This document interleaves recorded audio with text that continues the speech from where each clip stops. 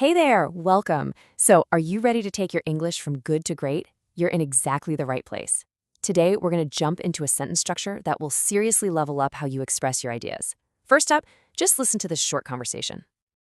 I've been thinking a lot about how I can improve my study habits for the next semester. Same here. To be honest, I am not sure whether my current routine is effective or not. Well, my tutor explained that regular practice makes the biggest difference. Exactly. It is important to figure out what strategies actually work for your own brain. So, did you notice that? They weren't just saying simple things, right? They were sharing these deeper thoughts, their uncertainties, and it all sounded completely natural. Let's take a closer look at one of those sentences. Okay, let's zoom in on this one line. The speaker's not sure about his routine. And that second part of the sentence, whether my current routine is effective, that's where the real magic is happening. That little phrase holds all of his doubt. But here's the cool part, right? Think about it. He doesn't ask a direct question like, is my current routine effective? Instead, he packs that whole question inside a bigger sentence. So how does English let us do that so smoothly? Well, it's all thanks to something called a noun clause. Yep, you guessed it. That's what we're talking about today, noun clauses.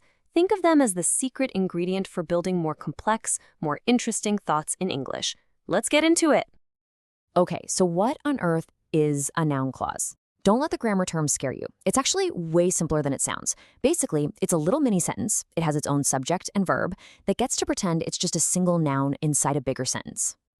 This makes it super clear. Look at this. On the left, you've got a simple sentence. I know the answer. The answer is just a noun. Easy enough. But what if you want to say more? You can swap out that simple noun for a whole clause. I know what the answer is.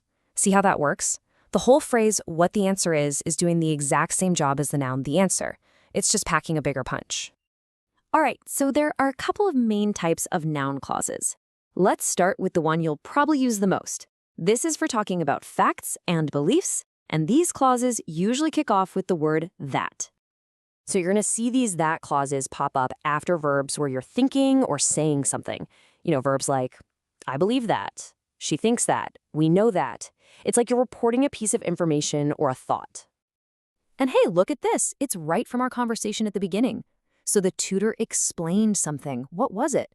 That regular practice makes the biggest difference. That entire chunk of words is acting as one thing, the object of the verb explained. Oh, and here's a pro tip for you. In everyday conversation, we often just drop the word that. You could totally say, my tutor explained regular practice makes the biggest difference. Sounds supernatural. Okay, moving on. So what happens when you're not so sure about something? What if you want to talk about a question or a doubt? Well, for that, you'll use a different set of tools. Words like what, where, how, and also if or whether.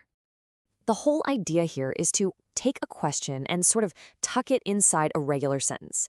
You'll see them a lot with verbs like wonder, discuss, ask, or decide. It's pretty logical.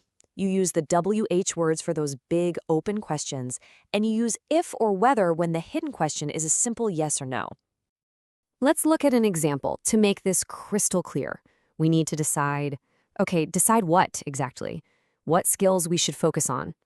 Just like before, that whole group of words is the object of the verb decide. It contains a question, but it's not asked like a question. And that brings me to the single most important rule of this entire explainer. Okay, I need you to lean in for this one. Seriously, if you forget everything else I've said today, please remember this next part, because this is the #1 mistake pretty much every English learner makes with noun clauses, and we're going to stamp it out right here, right now. All right, here it is, the big secret. Even when a noun clause starts with a question word like what or who, the words that follow have to be in normal sentence order, not question order. Take a good look at this. This is where it all comes together. On the correct side, we have, I don't know who he is. Notice that. It's subject, he, then verb, is, just like a regular statement. Now look at the incorrect side. Your brain wants to say, I don't know who is he, because you see the word who, but you have to fight that urge. It's wrong. Same deal with the next one. The right way is, she explained what the challenge was, not what was the challenge. Subject, then verb, always. That is the golden rule. Okay, let's pull all of this together in a quick summary. I know this might have seemed like a lot, but once you see the pattern, it's actually super logical.